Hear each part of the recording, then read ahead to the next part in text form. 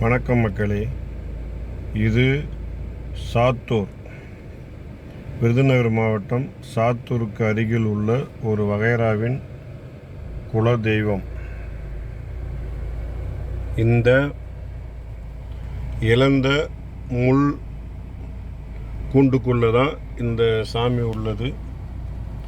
வருடத்திற்கு ஒரு முறை மட்டுமே இந்த கோயிலின் பூசாரி உள்ளே போய் பூஜை செய்வார்களாம். மற்ற நேரத்தில் வருடம் முழுவதும்